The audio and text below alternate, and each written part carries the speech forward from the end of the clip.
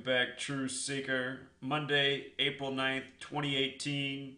It's been too long since I made a video. Apologies for the delay. I've just been so swamped in life with things to do, with all that's going on right now.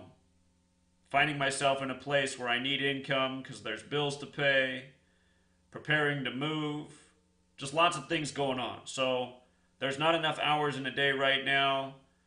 Whatever free time I've had left, I've used to keep up my blog where everyone can follow.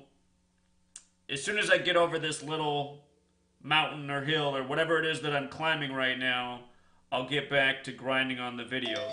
And speaking of things to do, here's a phone call. One sec. Alright, apologies, but that was symbolic of how my life is right now. There's just always things to do, and unfortunately that phone call is now something else I have to go do.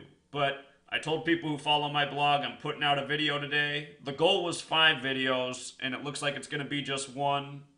Had unexpected errands this morning. Anyhow, there's something I want to talk about. As busy as I've been, it's given me the opportunity to talk to strangers about gematria. And what I found is that everyone finds the significance of the number 47 to be really interesting. And I've taught hundreds of people about the significance of 47 in Washington, D.C., and the election of Donald Trump and the relevance of the number 47 to Trump. Been teaching hundreds of people about that since the beginning of March up to what just happened this weekend on the April 7th 4-7 Trump Tower fire. So I know in the Seattle area, for anyone who absorbed anything of what I was telling them, the news probably really stuck out because I was telling people that when you're aware of this code, you see how the media uses it, and news stories seem to be carried out by it. So I wish I could have been in a room with all these people I've taught and get their reaction to the April 7th news. And I imagine that continuing to do what I do, I'm going to end up getting some people back in my car who have listened to me talk about this and now have some feedback based on what they've witnessed. And with that point in mind, I think those of us who care about this research and want to get it out to the masses, we need to just stick with something simple like understanding 47. And in my mind, I was just imagining if I had a bumper sticker that said, "What is 47?" How many people might get in the car and say, "What's up with your bumper sticker and what is 47?" And then I could say, "Well, do you really want to know?" And then if they really want to know, you could tell them about it. And now you'd have another recent example to add on, the Trump Tower fire on 4-7. Just like how last year on 4-7, they put in the judge, the 9th Supreme Court Justice, who got confirmed that day. And as we know, judge equals 47, gavel 47, obey 47, authority 47, government 47, White House 47, president 47, Republican 47, Democrat 47, Trump 47, DC 47. You teach people how to decipher the language with the 4 base ciphers, which everyone understands. It makes perfect sense to them. Tell them about the historical relevance in Hebrew, how many ciphers there are in Hebrew. Teach them the relevance of this code, like I teach in this book here, Letters and Numbers. And for those of you who are on the Patreon and having trouble unlocking the book, you just have to come down to this post about the book, and it says $11 members can download the PDF. So if you're part of the Patreon, you can now get the book. You read the first few chapters. You're going to be able to teach everything I'm talking about and more. But what I'm trying to say here is, if we want to get this research out, help it reach people, we need to stick to a consistent message that's easy to understand, that's easy to explain. The other reason to teach 47, beyond the gematria significance, and I'll just put this up on the screen, 47 degrees on the Freemason compass, a Freemason design DC, Freemasonry, the nation's history, the nation's birthday, July 4th, which is written 4-7 in the majority of the world, 7-4 in the U.S., like 74, the reflection of 47. 74 is interesting because holiday equals 74, Independence Day 74, English 74, Gematria 74. Masonic 74. You know, you teach people about the code and the language, and then you give them the relevance. You know, the date July 4th, that adds to the relevance. Then you teach them about how this Freemason compass, the 47 degrees, are not arbitrary. They're in tribute to the 47th problem of Euclid, which is about how to establish foundation for a structure. And then you show them that using the reduction method, foundation equals 47. You just explain it's the alphabetic order plus the rules of numerology. You know, the Freemason compass, right up at the 47 degree angle, that symbol, they call it the pole star, which is 47 in the base ciphers. The reverse alphabetic order with the rules of numerology, you know. So anyway, what is 47? Short bumper sticker. Might people say, huh, what's that? But just the beauty of somebody seeing that on the back of a car and maybe going and turning on the news, they might notice right away in the news they're talking about 47 or 470 or 4.7. You know, every single night that I turn on the television, I would say on average, if the TV's on for 1 hour, there's going to be a 47 put somewhere on the screen. And it doesn't matter if you're watching the nightly news, you turn it over to the sports game, you put on a movie. So it seems that almost every movie finds a way to put 47 in their movie. Or some way of 4-7. The date April 7th. The measurement 4.7. You know? You have J.J. Abrams, who brags about putting 47 in all of his movies. J.J. Abrams. What's his name using the alphabetic order? 74. That's what the alphabetic order. Brags about putting 47 in all of his movies. So if we can get people to start asking, what is 47? They're just going to see it. They're just aware of that number. If all of a sudden bumper stickers start showing up with what is 47, just putting the number, the question in front of people's face, enough minds are going to realize there is something up with that number. You know, they'll just start thinking about things like the nation's birthday. They'll start looking for answers.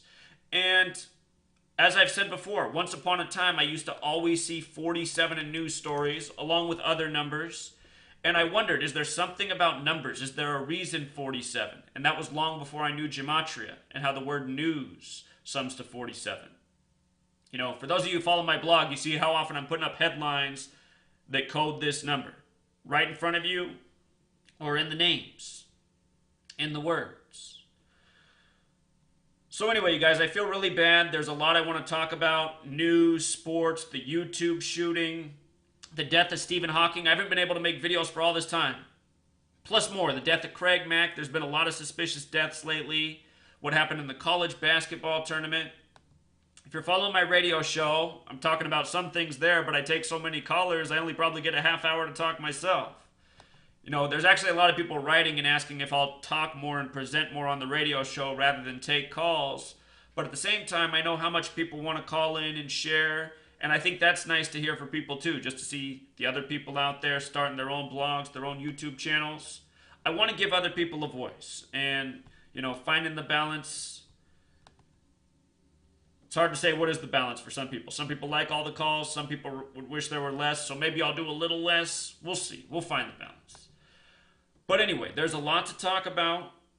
If you follow my blog, you know, I'm keeping up with what I can there. I'm trying to read comments when I can to see what stories I missed out on. In the days ahead, I should get another break, another window, and I do want to pump out some videos on all the things I've missed. But most of the big stories, there are on the blog. And again, there's just not enough hours in a day right now. That's the problem for me. So, if you can't support the Patreon and you want to purchase the book, you can get it in PDF format. PDF, that's an electronic document. So you'd be reading an electronic document on your computer screen or your phone or your tablet or whatever else is out there. You could also print it out, but it's 773 pages long. It's a lot to print. If you're fine reading on a screen, you know, you can do it that way through the PDF. And realize this book might never get published, you know, because I'm being told that because I don't own the rights to the headlines I used, I can't publish the book. That seems to be what it is, you know. Apparently, news publications can use my stuff and make fun of it and their things. That's fine. But to put it in a book changes things. So, anyway. You can get the entire book in electronic format with all the headlines. If I do put it out in a book, out of the 773 pages, there's been 3 small errors reported. I'll fix those things, and some big things have happened since I finished the book, so I'll probably tuck in a few more things that, like the Trump Tower fire on 4/7, in light of all that I teach about Trump and 47 in Washington, D.C., and setting fires in places on purpose as ritual,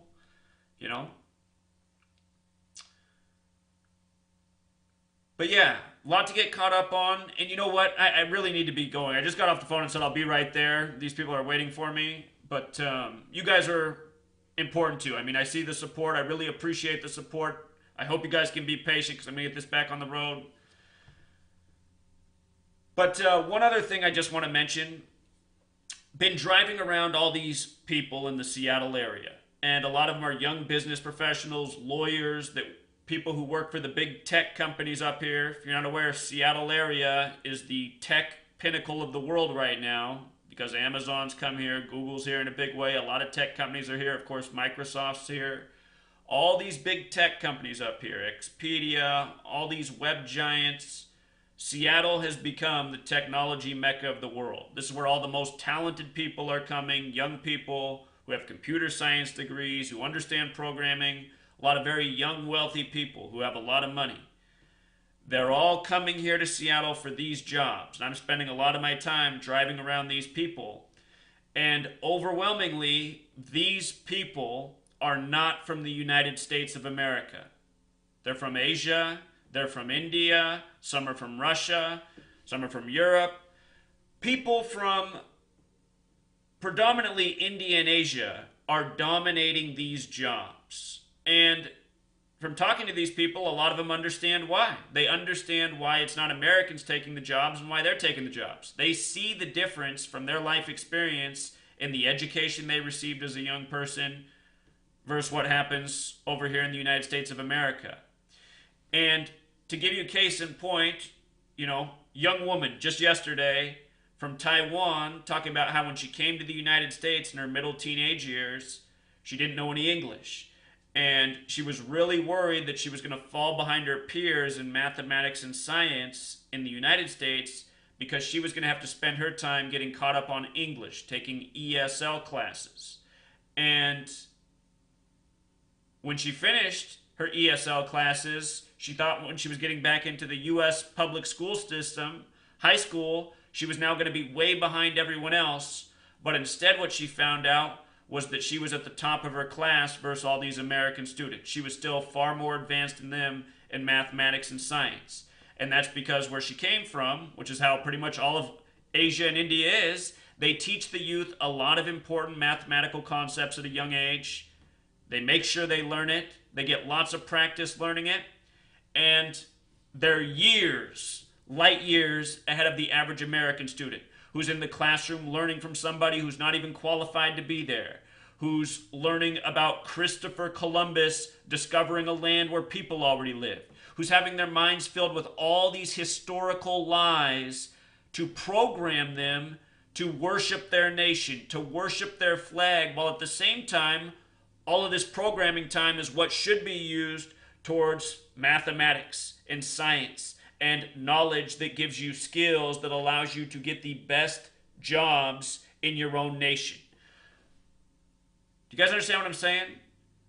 People are coming from the other parts of the world and taking all of the best opportunities in the nation we've been raised in because our governments purposely failed us. And there's also a corporate advantage to bringing in people from other seas because they come over on work visas and the opportunity is much greater here so they can get those people at a lower price than what the average American would be expecting because of all of their debt from their college education, you see? We're living in all of this well-designed system that keeps us as mice in a maze, satisfied as long as we get our piece of cheese at the end of the day. And it all has to be brought to an end. You know, we are a people who are raised to be mediocre, and all by design. And you know, people need to understand that as much as they need to understand this gematria knowledge. And, I don't know. I'm thinking about what I got to do to get out this message bigger, because as grateful as I am for these 153 people who've subscribed and are now bringing in this monthly income for me, which I really appreciate, I know it's not enough. You know, for what I've done for the last 5 years, the tens of thousands of people out there who've come across my work, for only this many people to support, and for in a week's time only 112 of these PDFs to have sold at $5, I don't think there's a better bargain in the world for what you can get for $5. I mean, what's in the book I've written pretty much covers everything you'd ever need to know in this world. Literally. And, you know, people will go blow that money on a hamburger tonight that they don't need. Toxic food. But anyway, I'm just realizing I have to figure out a way to make people want to be a part of this and contribute more. And the message has to be fine-tuned. The appeal has to be increased. So that's what I'm going to be working on in the time being. I have to figure out how to engage more people and make them want to be a part of this. You know, they just got millions of people across the United States, young people, to come out and march against their own rights, their own self-interest, and they're all getting suckered by people like David Hogg and the propaganda media and the fake shootings and the false fear, also that Big Brother can come and take the rights to give these gullible, ignorant people the sense of security they're seeking, you know? So my point is, if millions of people can come out for that, then there should be a way to get those same people to come out for the truth and some real knowledge that inspires. And it might be something just as simple as, what is 47? And I'll be looking for your feedback, and as soon as I get some free time, I'm going to pump out some videos on all the things I've been meaning to talk about. Please, in the comments, if there's things you want me to cover that I've missed on the blog or you'd like to see in a video, let me know. Always looking for your feedback. All right. Thanks, Truth Seekers. Until next time.